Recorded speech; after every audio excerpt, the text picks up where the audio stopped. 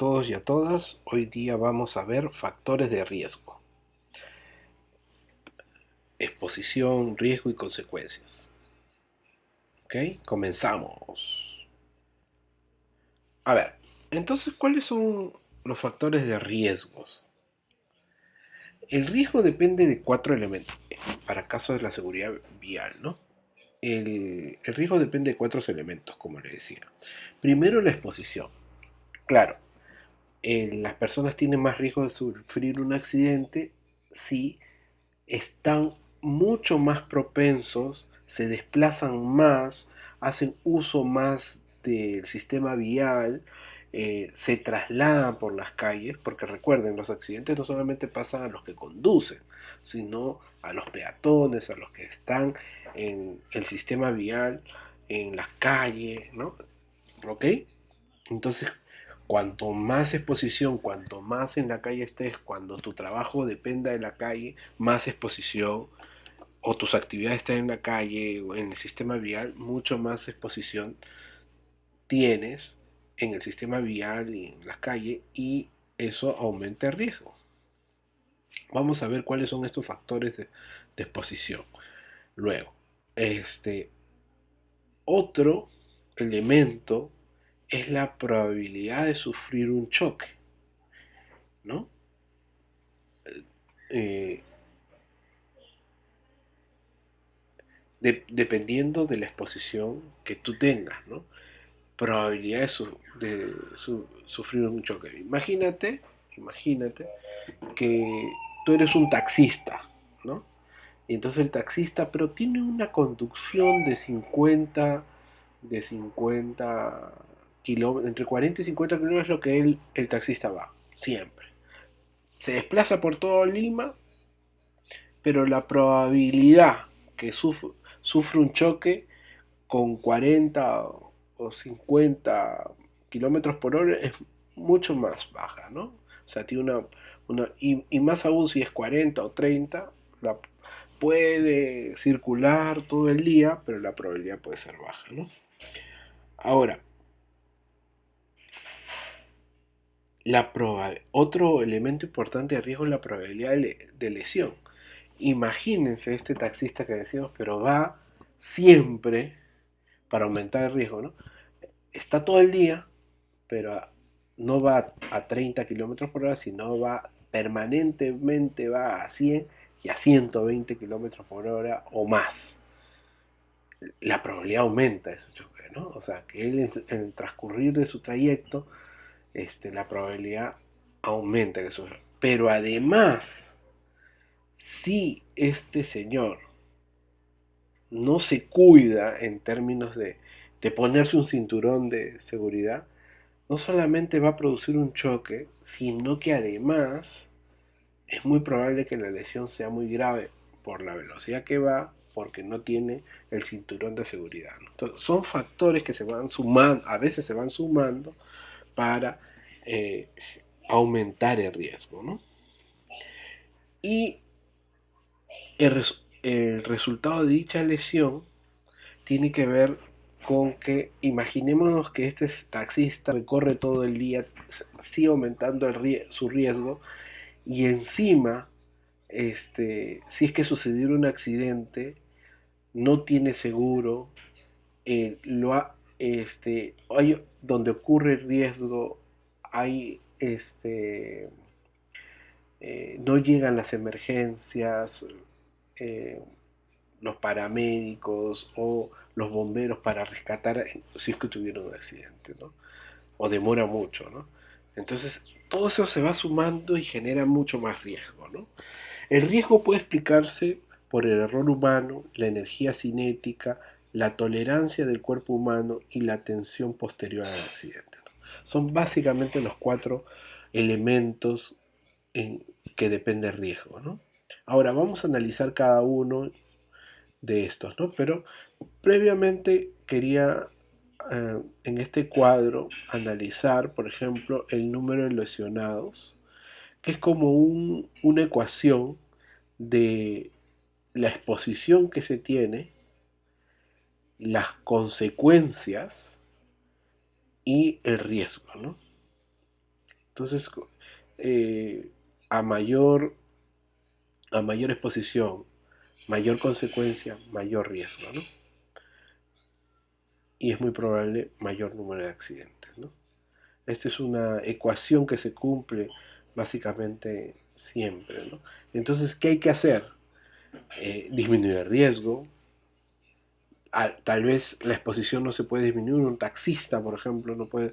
Un conductor de camión que hace logística, trabaja en eso, ¿no?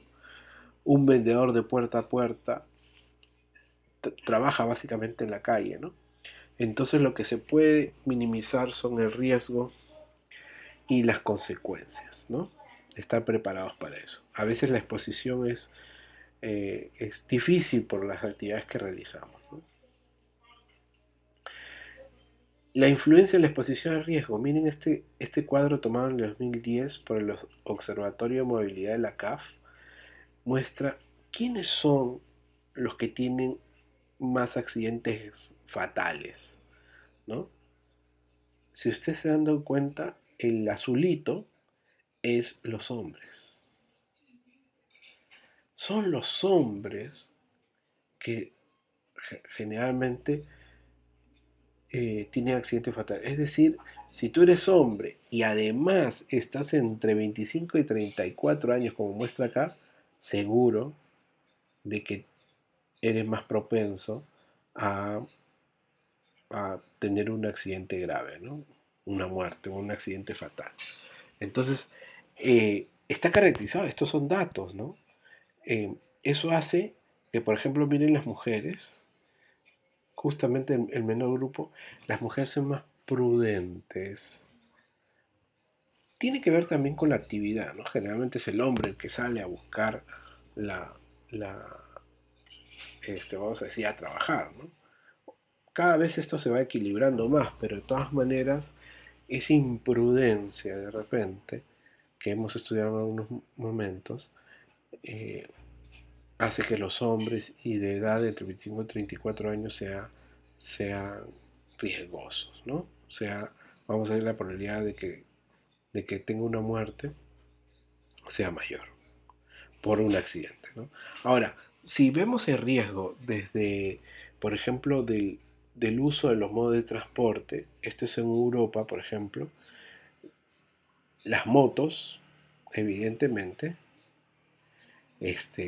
tienen más muertes, 13,8 muertes por 100 millones de pasajeros, ¿no? Miren las motos. A pie, en bicicleta, en automóvil, en autobús y en tren, claro. Los de tren, metro son los que menos tienen, ¿no? Vamos a decir que la moto tiene 394 veces más veces muertos que, que el tren, ¿no? Igual con los buses, ¿no? Entonces el medio de transporte también es importante, ¿no? Ahora, ¿se acuerdan que habíamos visto cuatro elementos del riesgo? La exposición, la probabilidad de sufrir un choque, la probabilidad de lesión y el resultado de dicha lesión, ¿no? Entonces vamos a ver primero la exposición. ¿Cuáles son los factores que influyen en la exposición de riesgo, ¿no? Los factores económicos. ¿Por qué? Porque no tiene un auto, porque tiene que de repente ir en mototaxi o en combi, en colectivo, ¿no? Entonces factores económicos son factores demográficos como edad y sexo, evidente, ya lo hemos visto en el cuadro anterior, ¿no? O sea, las personas con mayor, varones y jóvenes, vamos a decir, son más propensos a tener accidentes fatales, ¿no? Prácticas de ordenamiento territorial que influyen en las distancias y en los medios de transporte. Eso ocurre mucho en Lima, por ejemplo, ¿no? Gente que vive a las afueras y tiene que desplazarse desde el norte hasta el sur para ir a sus trabajos a veces, ¿no? Y los medios de transporte no son integrados, entonces desde cerca a su casa tiene que tomar una moto, de una moto tiene que tomar un autobús, luego tiene que tomar otro y de repente el tren o el sistema de buses, etcétera, etcétera, ¿no? Entonces, la distancia, el ordenamiento territorial no ayuda mucho, ¿no? Combinación de tránsito motorizado de gran velocidad con usuarios vulnerables en la vía, ¿no? Hay zonas donde y hay vehículos motorizados que van a alta velocidad y donde hay mucha gente, ¿no? Entonces no hay límites de velocidad a veces, ¿no? Atención insuficiente a la integración de la función vial y en las decisiones relativas a los límites de velocidad, al trazado y al diseño vial, ¿no? O sea, no está cuadrado todo, ¿no? Entonces tenemos que tener una integración. Si bien en una vía hay a veces están las señales horizontales y verticales eh, eh, de tránsito, hay, hay zonas donde no hay estas señales, los límites de velocidad a veces no están de acuerdo a la función de las avenidas y las calles, este, entonces no hay esta atención, ¿no? que se debe poner en la integración de todas estas funciones, ¿no? Ok, eso es cuanto a la exposición. Ahora, a la probabilidad de sufrir un choque, ¿qué factores influyen en la posibilidad de que se produzcan choques? Velocidad inadecuada o excesiva, ¿no? O sea, ojo que es diferente, ¿no? Por ejemplo, nosotros podemos estar pasando por una avenida y, y la avenida tiene un límite de velocidad de, de 60 kilómetros por hora y nosotros vamos a 65 o 70. Es excesiva. Pero imagínense que en ese momento está pasando hay una procesión y, y tú estás a 50 o a 60 o 55. Pues en una procesión es muy riesgoso que vayas a esa velocidad, ¿no? O sea, estamos hablando de que deberías ir a 20, ¿no? Entonces, porque hay muchas personas, qué sé yo, ¿no? Entonces, ojo, la velocidad es un factor. El consumo de alcohol, medicamentos o drogas recreativas, ¿no? Cuidado, ¿no? Uno dice, ah, no, me tomé 2 copitas. Ya vamos a estudiar a fondo el tema del consumo de alcohol y qué implicancias físicas tiene el hecho de tomar alcohol, de consumo de alcohol, y cómo este tiene una alta relación con la probabilidad de que se produzcan choques, ¿no? Hay medicamentos, hay que siempre estar atento con los médicos, decir, esto puedo manejar con estos medicamentos, cuidado, ¿no? Hasta para la gripe hay medicamentos que no podrían conducir si es que están tomando eso, ¿no? Cansancio, uy, uno dice, no, no, voy a conducir un poquito más, pero hasta que se muere de sueño, en segundos pestañeas y puede causar la muerte. Bueno, ser varón y joven, como ya hemos dicho, que el conductor y los más ocupantes del vehículo sean todos jóvenes, uy, la presión de grupo, ¿no? Cuidado, es peor todavía cuando llevas gente en el auto, son los amigos, ¿no? Ser usuario vulnerable en la vía pública en zonas urbanas o residenciales. Ya hemos visto que los peatones son a veces los que, los que los vulnerables en este sentido en los choques y seguridad vial. Conducir durante la noche, claro, la visibilidad no es igual, ¿no? Factores nos venden, ¿no? O están eh, en, en, en, las portadas de los periódicos, las marcas, ¿no? ¿Cuáles, ¿Cuáles son estos autos que en realidad están pensados y tienen como centro la seguridad vial, ¿no? Defectos de diseño, trazado y mantenimiento de la red vial. Evidentemente, si hay un hueco, este, no hay un guardavías, qué sé yo, podría generar que eh, genere un accidente o que no amortigue el accidente, ¿no? Visibilidad reducida a causa de factores ambientales, ¿no? No sé si ustedes alguna vez han manejado en neblina, es sumamente complicado, ¿no? No ves nada. En lluvia también intensa, es difícil, ¿no? Es preferible bajar la velocidad y hasta no manejar en esas circunstancias, ¿no? Deficiencias visuales de los usuarios en la vía pública. Uf, claro que sí, a veces no te ven, eh, pasan y están distraídos, ¿no? Bueno, el tercer, el tercer elemento que habíamos dicho es los factores que influyen a la gravedad de un choque, ¿no? ¿No? Factores de tolerancia humana, ¿no? Evidentemente un anciano, un niño es más vulnerable a un choque que un joven, un adulto, ¿no? Entonces, ojo, ¿no? La velocidad de todas maneras la velocidad es un factor que se repite. No utilización de cinturones de seguridad y de los dispositivos de retención para niños, ¿no? Ojo, las sillas, ¿no? Son muy importantes. No, no utilización de cascos protectores por los usuarios de dos ruedas. Ojo, ¿no? Lo de las motos, las bicicletas, ¿no? Hay que usar los cascos de todas maneras. Presencia de objetos rígidos a los costados del camino que amortiguan el impacto en caso de choque. Ojo, ojo, pestaña y ceja, estos son los puntos duros, ¿no? Que ya hemos mencionado. Falta de dispositivos contra impactos para los ocupantes del vehículo y para quienes puedan ser atropellados. Ok, ahí tiene que ver el auto que tienes, cómo te ayuda a mantener la seguridad vial, ¿no? Por ejemplo, que te avise que no te has puesto el cinturón, que, que salgan los airbags, etcétera, etcétera, ¿no? Presencia de alcohol y otras drogas. El alcohol y las drogas son un tema permanente y de gran aumento del riesgo. Y finalmente tenemos los factores que influyen en el resultado de los traumatismos después del choque, ¿no?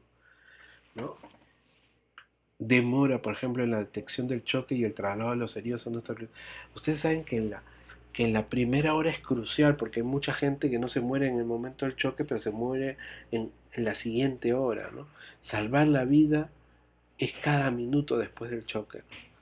El rescate, el personal de emergencia, las, este, las ambulancias, los bomberos.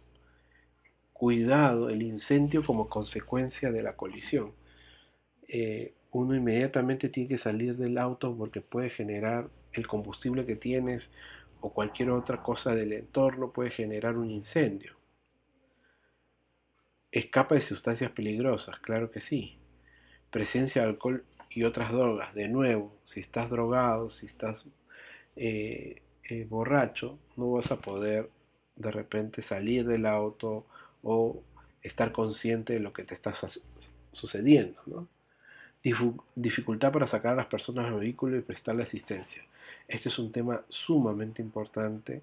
A veces pueden llegar los servicios de salud, de emergencia de salud, pero no pueden sacar a los heridos porque están atrapados en el mismo auto, ¿no? Entonces no solamente son los equipos de salud, sino también los equipos de emergencia. Dificultad para evacuar a la gente de autobuses que hay. Este es un tema clásico, ¿no? A veces en el hospital más cercano, si se choca un bus con muchos pasajeros, no, el hospital no tiene la capacidad ni las ambulancias para llevar a todos al mismo tiempo, ¿no? Entonces esto es un tema crucial, ¿no? Falta de atención prehospitalaria adecuada, ¿no? Evidentemente, como hemos dicho. Falta de atención adecuada en la sala de urgencia. Bueno, nuestro sistema de salud, lo estamos viendo ahora, eh, no es del todo sólido, ¿no? Ok. Y bueno, con estos encontramos eh, los cuatro elementos que comprenden el riesgo y los factores que podrían generar mayor riesgo, ¿no? Nos estamos viendo.